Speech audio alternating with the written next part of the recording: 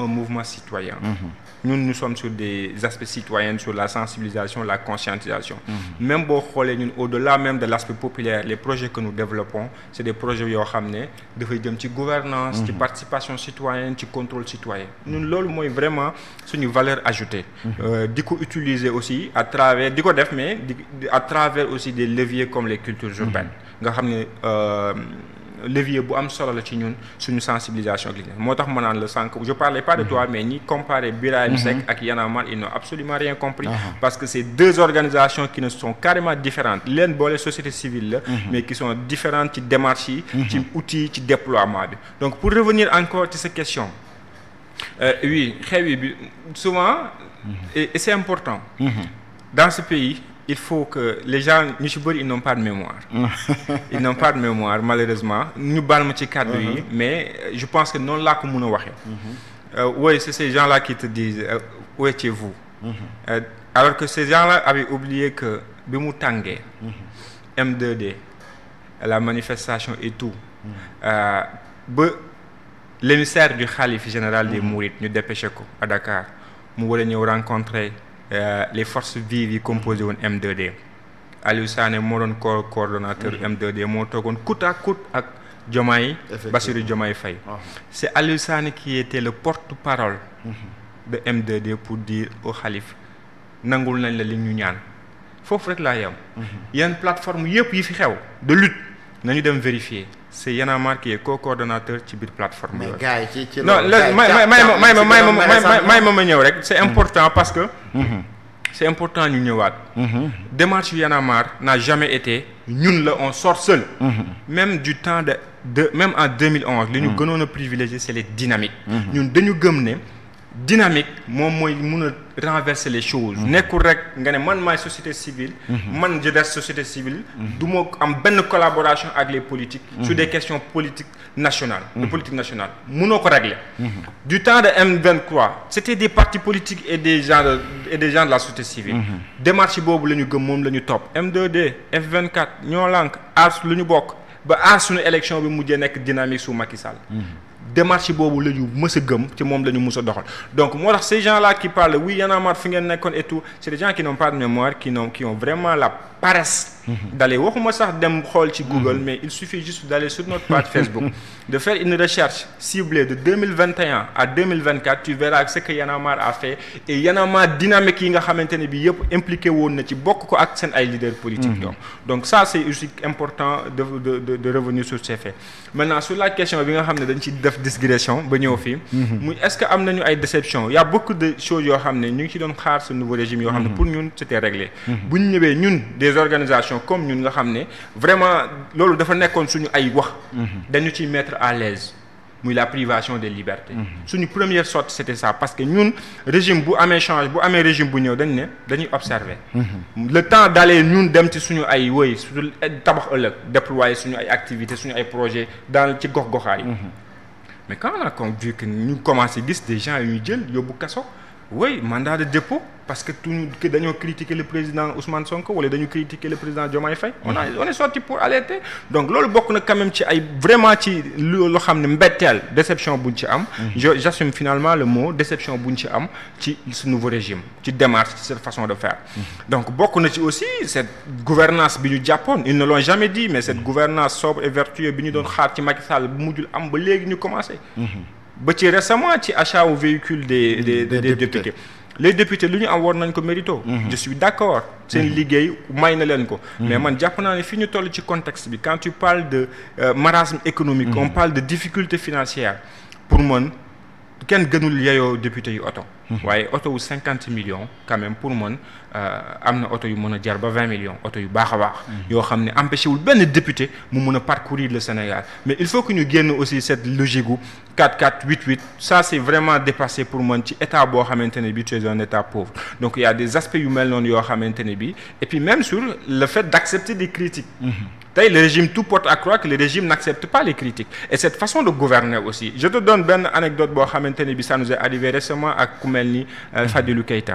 nous avons été saisis par un collectif de travailleurs yu nekk port yu nekk CDC yu nekk FONGIS yu nekk Dakar Dem Dikk ñu ñëw rencontrer ñu exposer ñu seen ay problème seen licenciement fi ñu jaar bi ñu fa jógee ñun en tant que organisation ñu ne li ñu war mooy du rek jékki-jékki am engager des activités nañu dem rencontrer ces acteurs ñu bind leen kenn ku nekk dañ la bëgg a rencontrer tu sais ce que Fadilou Keïta nous a dit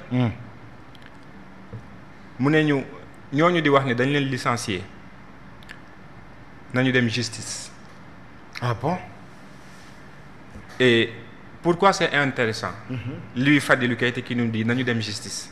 Mais réponse boobu moom la leen Fadilou Keïta servir. Je vais encore détailler il nous dit. mais ça c'est grave hein? Il nous dit mun naa leen recevoir ñu waxtaan ci lu ne. waaye lii du ma leen ci recevoir ñu ci waxtaan. ñooñu di prétendre ne dañ leen licencier ils n'ont qu'à aller en justice. Et pourquoi c'est intéressant? Pourtant c'est des Sénégalais. C'est des Sénégalais. Non, pourquoi c'est un peu triste parce que c'est Fadilou Keïta qui a été emprisonné pendant combien de mois? Effectivement. Par cette même justice instrumentalisée. C'est ce Fadilou Keïta dont son leader Ousmane Sonko a été emprisonné, privé de ses lois, privé de ses droits civiques et politiques. C'est ce même Fadilou Keïta dont le leader politique qui s'appelle Bassirou Diomaye Diakhar Faye a été emprisonné par cette même justice, dont beaucoup de ses frères militants qui l'ont porté au pouvoir tey emprisonnés pendant combien d'années parce qu'ils ont tout simplement porté un t-shirt de Pastef où ils ont manifesté. C'est ce même Fadilou Keïta qui te dit Sénégalais bu am problème ak ñun na dem justice. Cette façon arrogante de gouverner déception la ci ñun on ne l'attendait pas. On ne l'attendait pas. Néanmoins il y a d'autres de ses camarades qui sont ouverts. tey ku mel ni directeur du port. Il nous a accueillis. Il nous a carrément expliqué parce que nous ce qu'on voulait c'est avoir l'information venant de lii la ñu wax ñun organisation citoyenne dañu bëgg a xam lan la lu xew. Il nous a donné les informations claires de façon courtoise ñu jóg dem. Donc ces faits-là, ces façons de faire font juste ils nous ont dit OK le rendez-vous c'est tel jour OK di ni non finalement le rendez-vous est annulé.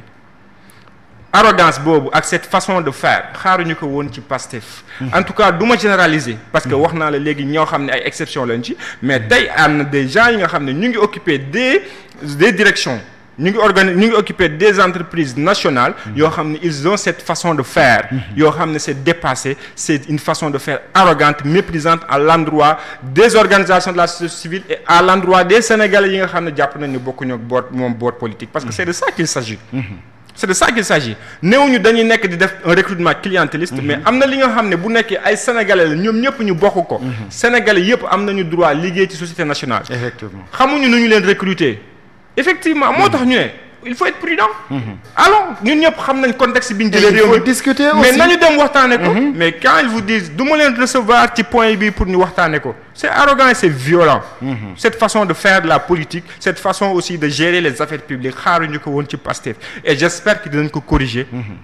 parce que sinon li mu nar a indi c'est quelque chose de pas bien dans ce pays quand on parle de dialogue quand on parle de paix et cetera et cetera. xam nga li gën a doy waar ci li nga wax mooy yéen ki leen nangoo déglu ci question yooyu muy le directeur du port et pourtant Waly Diouf Bodian si perception bi moom la nit ñi di joxe comme quelqu'un bu gën a costaud bu gën a agressif et pourtant Fadilou Keïta comparé à Waly Diouf Bodian dañ naan moom ku sedd la sax moom xëy na négocier ak moom sax waxtaan ak moom moo gën a mais c'est tout à fait le contraire alors donc moom vraiment. bon neewuma vraiment ci personnalité mais ci aspect boobu quand même. ouais, ci personnalité yi moi je ne m'intéresse parce que le port xam nañ ni mu toll xam nañ importance su port et pourtant le directeur nangu na leen yéen recevoir pour waxtaan ci yéen ci jafe-jafe yooyu. non am na li nga xam ne c'est la personnalité de la personne mais am na li nga xam ne c'est connaître son rôle. et connaître la responsabilité de ses fonctions. Je pense que Waly Diouf Bodian a tout simplement compris ses responsabilités. Contrairement aux autres qui ont refusé de nous rencontrer pour discuter. Man foofu rek laa ko maintenant oui li muy wane politiquement quand il parle de politique quand il est dans l'espace public. En tant qu'acteur politique je pense que ça c'est un autre aspect moi qui m'intéresse pas beaucoup. mais li mu gën a intéressé mooy comment en tant que lui directeur général d'une société nationale comment elle se comporte. et moi li ma gis mu comporté woo ko c'est salutaire. lu des ci waxtu bi bëreetul léegi ñu jàll directement rek ci Pastef nu ñuy gouverner ba léegi jàppoo ne gouvernance su Pastef bi manqué na maanaam li ñuy woowee transparence comme ñoom niñ ko daan waxee si jamonoy Macky Sall di demande transparence lu tax ma wax ko mooy ba ñu commencé ba tey